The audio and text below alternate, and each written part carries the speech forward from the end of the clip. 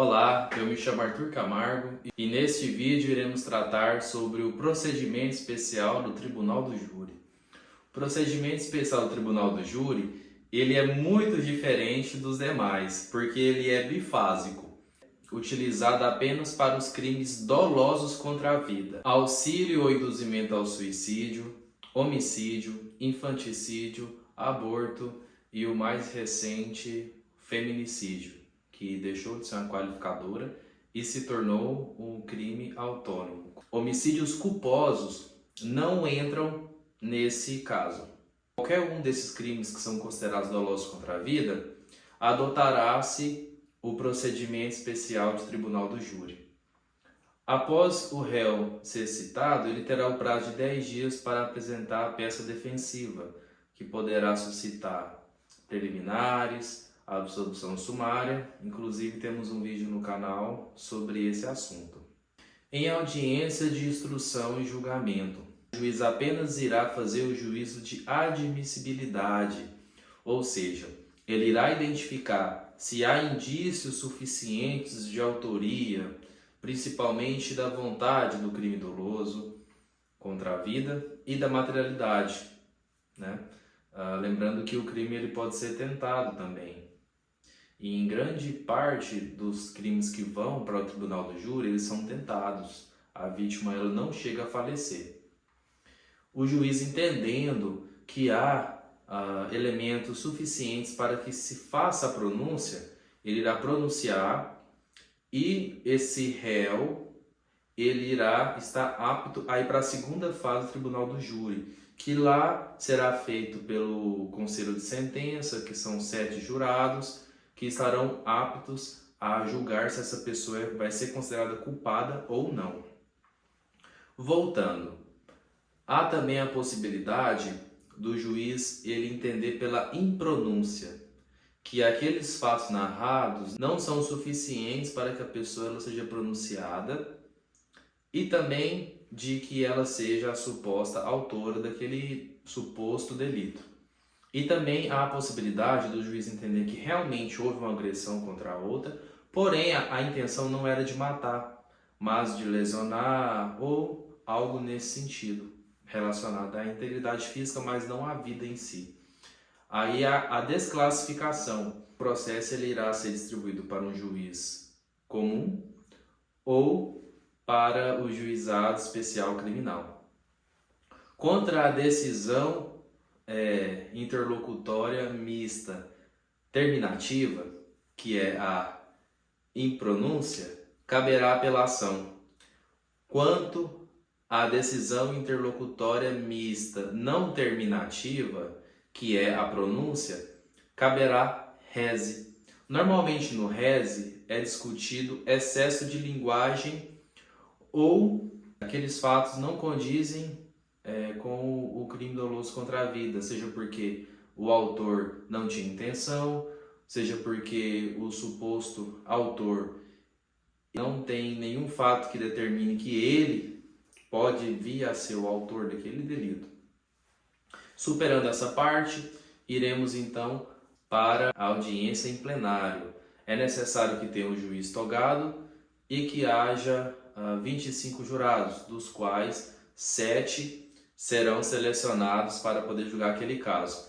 Haverá oitiva das testemunhas, haverá debates e interrogatório, como já escrito no procedimento comum ordinário. O que terá de diferente então? Vamos ser bem práticos.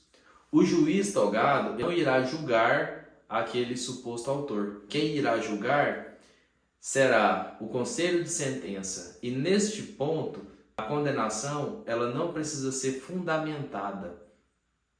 Isso é a única decisão que não é fundamentada.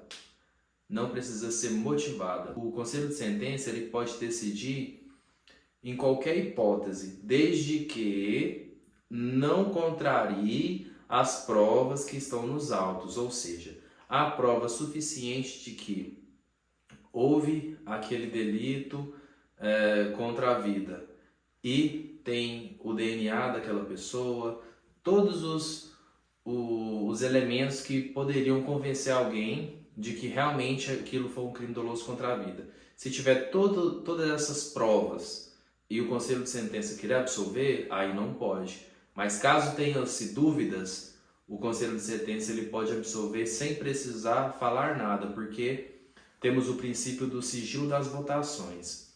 Noutra ponta, também temos outra diferença, que é a plenitude de defesa, ou seja, a pessoa que está sendo acusada de um crime doloso contra a vida, a ela é garantido um direito de defesa ainda superior ao que já existe nos demais casos, podendo a defesa utilizar tudo aquilo que ela acredita que é necessário para que aquela pessoa seja julgada de forma mais justa possível.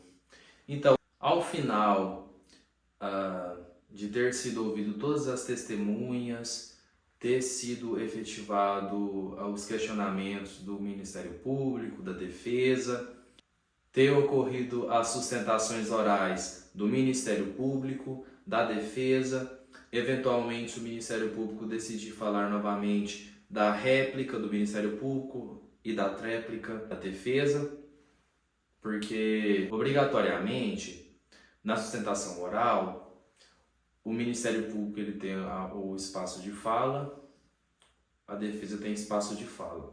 Se o Ministério Público entender que é necessário rebater essa defesa, ele poderá decidir por fazer a réplica ou encerrar os debates orais ali.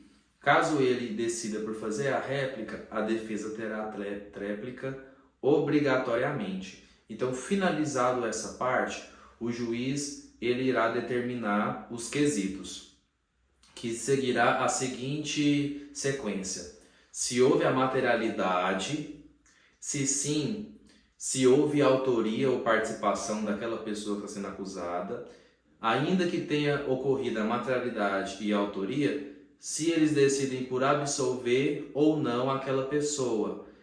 Caso não tenha absolvido, se eventualmente há diminuição de pena, caso a defesa tenha trago essa tese.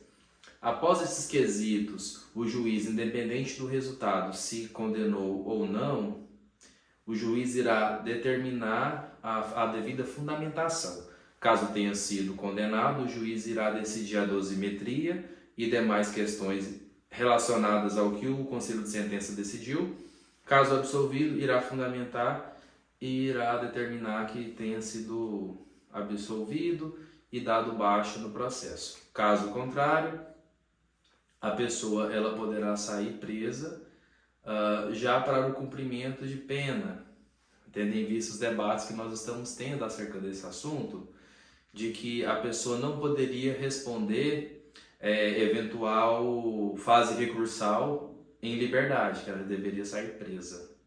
Esse é um debate que coloca em xeque a democracia, de certa forma, porque há elementos constitucionais que determinam a presunção de inocência e que enquanto houver fase recursal, em tese não deveria se considerar condenado e iniciar o cumprimento de pena. Mas são debates que extrapolam esse vídeo, então ficamos por aqui. Caso tenha alguma dúvida, deixe nos comentários. Se necessário, nós faremos outros vídeos para melhor esclarecer algum ponto de interesse de vocês. Caso necessário, assista quantas vezes precisar, pois há muitos detalhes nesse vídeo. Assista também os demais vídeos relacionados a processo penal e deixe sua dúvida aqui que em breve faremos novos vídeos. Até mais, bons estudos!